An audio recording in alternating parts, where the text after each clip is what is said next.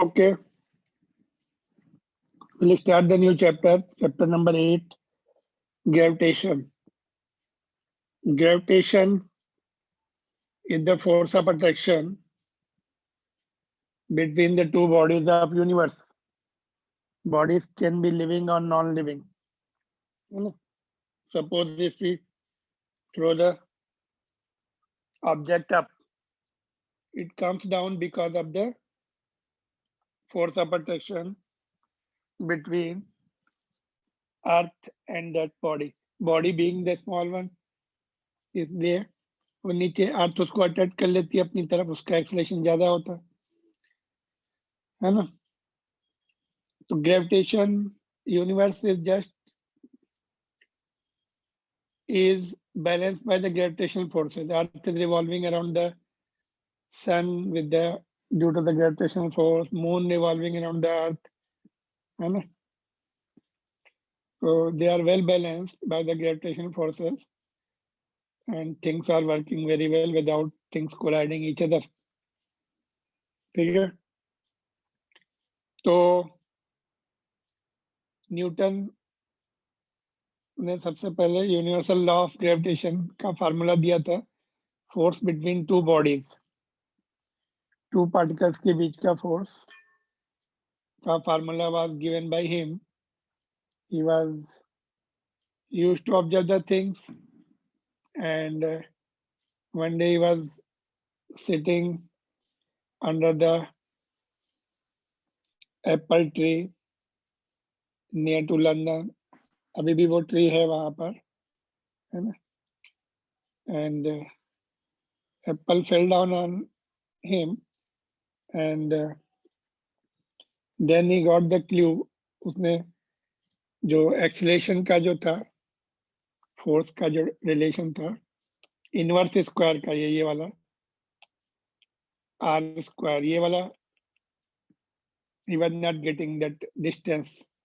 तो उसको कंपेयर किया उसने एप्पल का और मून का डिस्टेंस के साथ, एक्सीलरेशन कैलकुलेट किया, रेशियो निकाला तो inversely proportional to r square आया. मून की डिस्टेंस पता थी, मून का भी he knew that it is revolving around the earth due to the gravitational force. तो उस डिस्टेंस से और एप्पल का जो डिस्टेंस है वो रेडियस ऑफ द अर्थ लिया, तो he got this r square का जो रिलेशन था ये वाला. तो it is also called inverse square law. So every body in the universe attracts every other body, which is directly proportional to the product of masses and inversely proportional to the square of the distance, 1 by r square. The magnitude of force, ये जो force है दोनों के बीच का equal रहेगा, magnitude equal रहेगा, direction opposite है. तो मैग्नीट्यूड लिख रहे हैं हम यहाँ पर, magnitude of force on each particle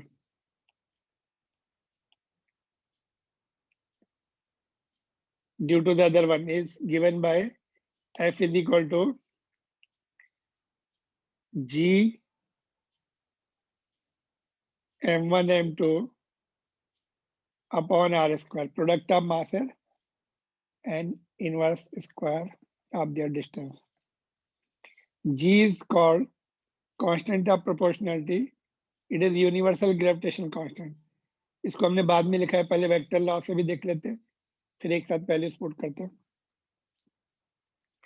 vector law से कैसे? सपोज ये मास m1 है, इसकी पोजीशन वेक्टर r1 है, ये m2 है, इसकी पोजीशन वेक्टर r2 है, और r is the unit vector from m1 to m2. ये r है, उसका यूनिट वेक्टर, यहां से वेक्टर ड्रॉ किया, दैट इज r. इसका unit vector r cap is the unit vector from m1 to m2. ये दोनों पोजीशन वेक्टर्स है, तो ये r कितना होगा? It will B r2 minus r1, जो हमने वेक्टर में सीखा था, डिस्प्लेसमेंट वेक्टर इसको बोला था हमने. नाउ जो फोर्स है इस पार्टिकल के ऊपर, force on m2 will be gm1 m2 by r. दोनों पे सेम होगा मैग्नीट्यूड में. ये फोर्स इधर होगा और r इधर है, माइनस, दोनों एक दूसरे के अपोजिट है इसलिए माइनस पुट किया, यहाँ पे minus. Gravitation force is attractive, therefore F is always along the minus R। यहाँ पे हम शायद थोड़ा सा एक्सप्लेनेशन के लिए फोर्स ऑन M2 लिख देते हैं,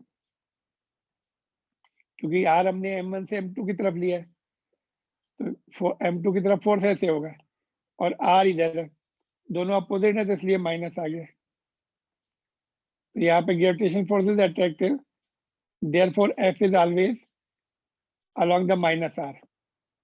R इधर है, माइनस R इधर होगा, तो F भी इधर ही होगा when we talk about the force on M2। M1 की बात करेंगे तो फिर उसमें फिर से बेसिक पे जाके एक्सप्लेन करेंगे। तो यहाँ पर माइनस रहेगा, वो उसका जो पोजीशन वेक्टर है, मतलब डिस्प्लेसमेंट वेक्टर है या पोजीशन वेक्टर, एक का दूसरे के रिस्पेक्ट में, और फोर्स अपोजिट रहते हैं, इसलिए यहाँ पे माइनस रहेगा। But numericals में we are going to use this one only। तो अभी G के बारे में लिखेंगे हम लोग।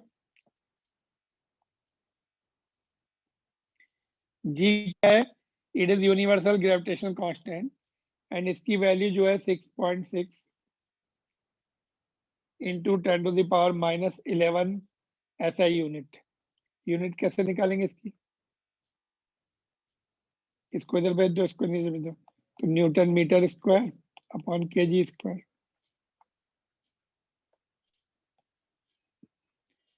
ठीक है, वेरी लो वैल्यू है, ये बहुत कम है, this is very very small है ना। और इस फोर्स की प्रॉपर्टीज क्या है? This force is conservative force, already we have defined conservative force, do you know? And independent of medium between them. बीच में अगर हम सपोज दोनों मासेस को वाटर में ले लें, तभी भी यही रहने वाला फोर्स, मीडियम पे डिपेंड नहीं करता, ऑलवेज अट्रैक्टिव है, इंडिपेंडेंट ऑफ मीडियम। ये दोनों प्रॉपर्टी इलेक्ट्रिकल फोर्स से डिफरेंट। इलेक्ट्रिकल फोर्स में ये दो प्रॉपर्टी चेंज होती है, वो मीडियम पे डिपेंड करता है, रिपल्सिव भी होता है, बाकी सेम रहेंगी सब। फर्स्ट एंड लास्ट 3 सेम रहेंगी। जब हम इलेक्ट्रोस्टैटिक्स पढ़ेंगे 12th का पहला चैप्टर, तो वहां पे कंपेयर कर सकते हैं। इनवर्स स्क्वायर लॉ फॉलो करता है ये 1/r स्क्वायर का। कूलॉम्स लॉ भी इनवर्स स्क्वायर लॉ फॉलो करता है। सेंट्रल फोर्स है। सेंट्रल फोर्स का मतलब क्या होता है? Direction of force is along the line joining two particle. Direction of force is along the line joining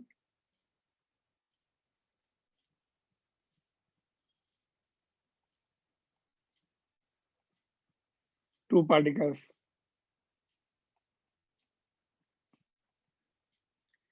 ठीक है, वीकेस्ट फोर्स इन नेचर है, ये फंडामेंटल फोर्स में सबसे वीक रहता है, ये सबसे वीक रहता है। क्लियर सो फार?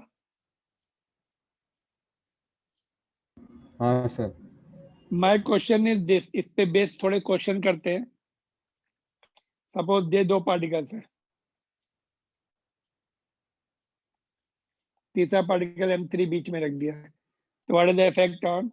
क्वेश्चन ये है, what is effect on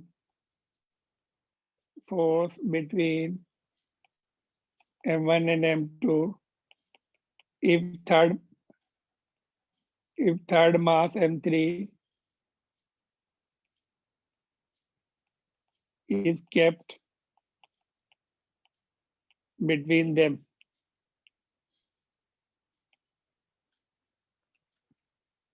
As shown।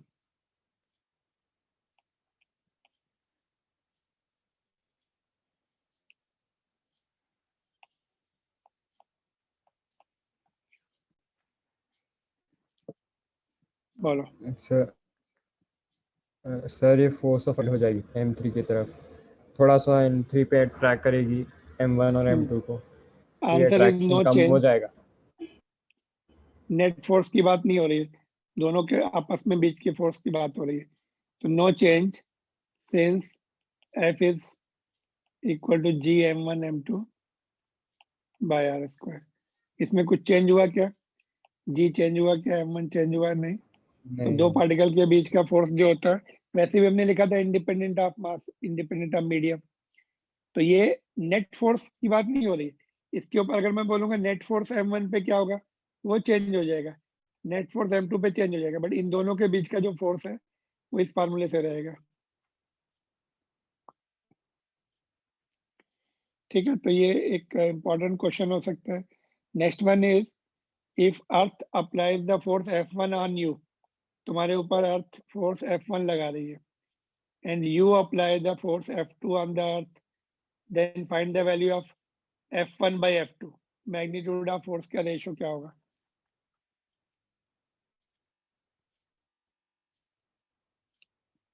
मतलब it will be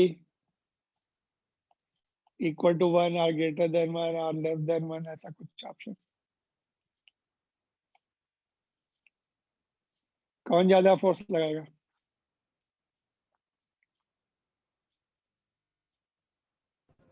greater than 1। Answer is equal to 1 since both apply equal force, equal magnitude of force on each other.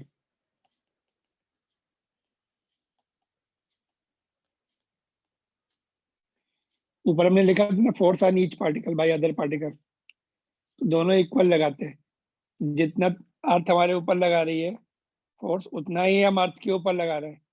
अर्थ हमारे ऊपर ज्यादा force नहीं लगा रही, but अगर हम हाइट से जंप करते हैं तो हम नीचे जाते हैं। क्यों? हमारा मास कम है, तो सेम फोर्स से acceleration produce is large. 9.8 acceleration produce हो जाएगा हमारे अंदर, और अर्थ के अंदर कितना प्रोड्यूस होगा? नेग्लिजिबल। तो अर्थ अपनी जगह रहेगी, हम 9.8 से नीचे गिरेंगे अगर हाइट से जंप करते हैं तो। ठीक है, क्लियर? Yes sir. आंसर क्या आएगा? इक्वल टू 1, है ना? तो ये सब छोटे छोटे पॉइंट है, यू हैव टू रिमेम्बर। और ये देखो, ये क्वेश्चन थोड़ा सा कैलकुलेशन पार्ट है। देखो इसमें एक मास है m का, ये एक मास है, ठीक है, और उसके हमने एक उसमें से छोटा सा पार्ट कर लिया इतना, उसको यहाँ रख दिया और बाकी को यहाँ रख दिया सर्टेन डिस्टेंस पर।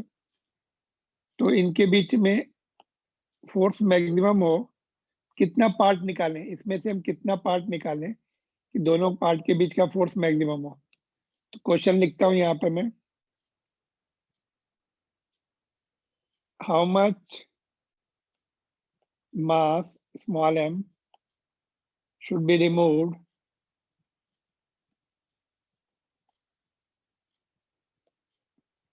from mass capital M and kept nearby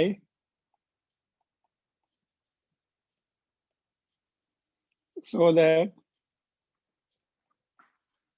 forces between them is maximum।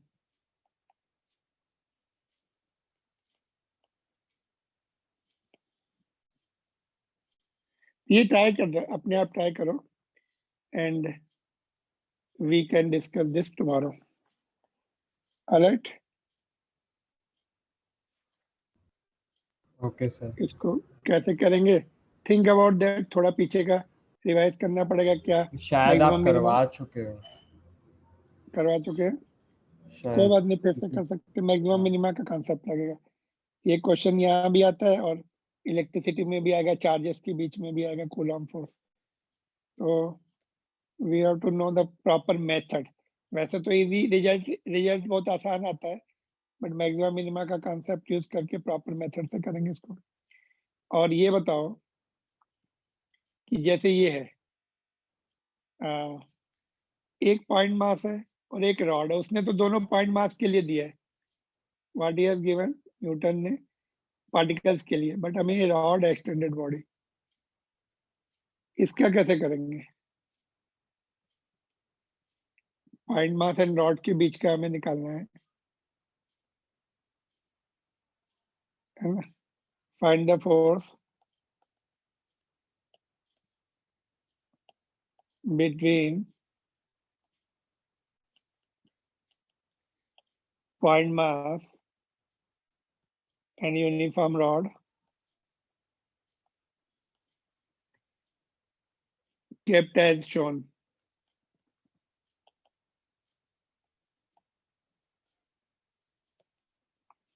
कौन सा फोर्स? ग्रेविटेशनल फोर्स है ना। ऑफ कोर्स एक ही फोर्स होगा, बाकी तो इलेक्ट्रिकल फोर्स तो लग ही नहीं सकता, दोनों neutral bodies. Point mass m है, जो कि इसके रॉड के नियर वाले एंड से r डिस्टेंस पर है। रॉड का मास कैपिटल M है, उसकी लेंथ L है। इसके लिए कैसे करते हैं?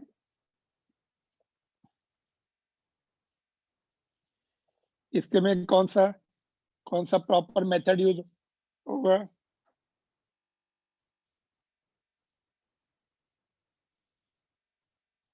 थिंक अबाउट दिस एंड देखो, सॉल्व करके भेजो उसको, अगर क्लू मिलता है तो। ठीक है,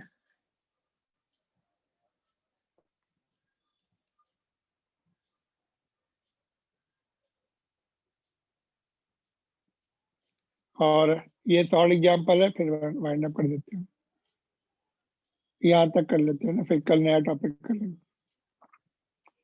देखो, अगर मोर देन 2 पार्टिकल्स है तो नेट फोर्स निकालने के लिए वेक्टर लॉ लगाते हैं ना, जैसा कि हम पीछे भी करते हैं। एक पार्टिकल के ऊपर 2 or more particles are applying the force, then we have to use the vector law. Simple, because force is the vector quantity, we have to use the vector law, है ना। और ये क्वेश्चन भी 12 वाला भी try करना, and ये solve example हम डिस्कस कर रहे हैं। तो इसमें क्या है, 3 पार्टिकल्स है m, यहाँ पर बीच में पार्टिकल एक है, तो बोला है what is the force on that, what is the force acting on the mass 2m, बीच में 2m रखा है, place at the centroid G of the triangle, यहाँ पर। तो ये इसको इधर पुल करेगा, ये इधर पुल करेगा, ये इधर पुल करेगा, तो 120 पे इक्वल फोर्सेस है, तो नेट फोर्स 0 आ जाता है, तो 0 हो जाएगा इसका आंसर। बाद में क्या बोला सेकंड पार्ट में, what is the force if mass at the vertex A is doubled, ये 2m कर दिया है, और ये m रहेगा, और ये भी 2m है। इसमें अभी क्या होगा, ये इसको ऐसे खींचेंगे, 121, ये 120 पे है, 120 पे नेट फोर्स एक ही तरफ m जितना फोर्स रहेगा। हाँ, एक की तरफ m जितना फोर्स रहेगा। कैसे? सर बाकी बी और सी में जो m फोर्स लग रहा है वो वेक्टर एडिशन से a के अपोजिट आ जाएगा m, और वहां पे 2m है, हाँ, इसको तो इसमें 2m को m कर लिया है ना, m प्लस m कर लिया, तो ये तो कैंसिल हो जाएंगे फिर से। अभी सिचुएशन क्या बच गई, m ऊपर और ये डिस्टेंस जो है ये 2m, ऐसा बच गया है ना, ऐसे बोल रहे। हाँ ये हाँ, m को 2m को m प्लस m कर दो, तो ये पहले वाले केस से कैंसिल हो गया, एक m बचा। तो इनका फोर्स जो है G 2m into m upon, ये डिस्टेंस कितनी दी हुई है इन्होंने, डिस्टेंस भी दी हुई है 1 दी हुई है, तो 2gm स्क्वायर। तो ये फाइनल आंसर। तो ज्यादा उसमें वेक्टर करने की जरूरत ही नहीं है ना, ये लॉजिक से हम जल्दी से निकाल सकते हैं। कितना है, 2gm स्क्वायर, जे कैप है, ऊपर की तरफ खींचेगा उसको, तो इसलिए जे कैप न्यूटन। ठीक है, ऑलराइट। तो ये भी मेथड है लॉजिक लगाने का, ये सॉल्व एग्जांपल है।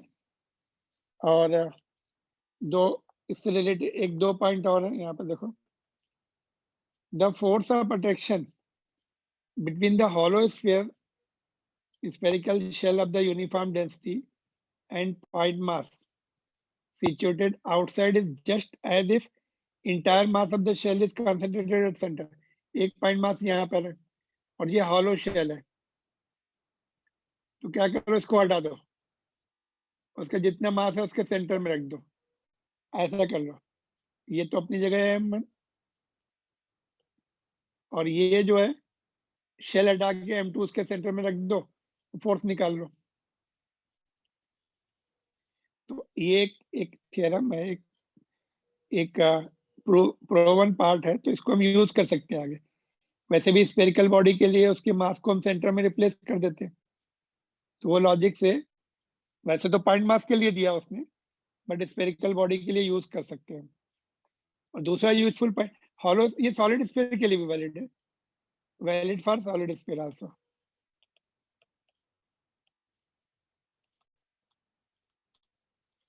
ठीक है, और ये पॉइंट क्या देखो, force of attraction due to the hollow spherical shell of the uniform density on the point mass situated inside, ये इसके अंदर रख दिया तो वो जीरो होता है फोर्स, क्योंकि अंदर जो है ना, अंदर इसके अंदर फोर्स जीरो हो जाता है। हॉलो स्फीयर के अंदर कोई भी पॉइंट पर फोर्स नहीं लगता है, ग्रेविटेशनल फोर्स नहीं लगता है, क्योंकि वो कैंसिल कर देते हैं अपोजिट के बाद, इधर का मास इधर वाला से कैंसिल हो जाएगा, इधर का इधर। और इवन सेंटर की बात नहीं, कहीं पर भी वो सॉलिड एंगल से प्रूव किया जाता है, उसको सॉलिड एंगल से प्रूव कर सकते हैं कि हम अंदर जो है किसी भी पॉइंट पर फोर्स जीरो होगा, अपोजिट मास उसके फोर्स को कैंसिल कर देंगे, तो अंदर जो है पूरा ग्रेविटेशन इफेक्ट जीरो हो जाता है, ग्रेविटेशनल फील्ड जीरो हो जाती है अंदर, तो मास को ही रखेंगे तो उसके ऊपर फोर्स जीरो लगता है। शेल के अंदर ग्रेविटेशनल फील्ड जीरो होती है, फील्ड जीरो होती है तो फोर्स जीरो लगता है उसके ऊपर। ठीक है, तो यहाँ तक है। कल फिर हम लोग एक्सेलरेशन ड्यू टू ग्रेविटी सीखेंगे और factors affecting acceleration due to gravity सीखेंगे, इंपॉर्टेंट टॉपिक है। ऑलराइट, और इसके एक दो क्वेश्चन मैं और कराना चाहता हूँ, just I want to give you one more question to practice. जैसे ये क्वेश्चन है, देखो ये दो बाइनरी स्टार्स हैं अपोजिट साइड में,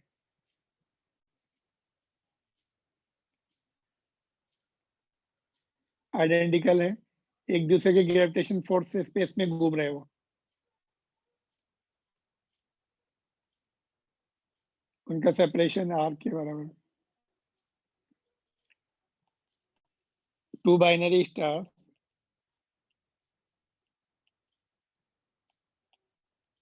are moving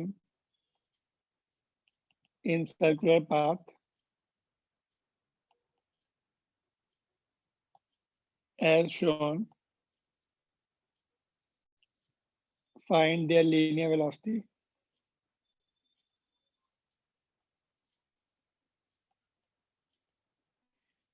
ठीक है, तो ग्रेविटेशन फोर्स से घूमते रहते हैं अपने,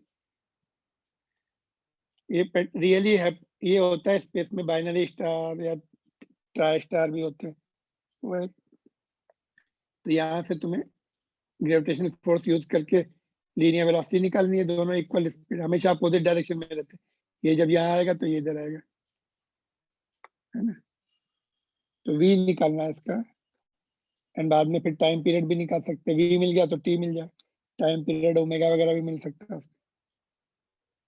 तो with that I am ending here, and tomorrow we'll discuss all these questions and also acceleration due to gravity. End कर दूं? हाँ सर। Okay.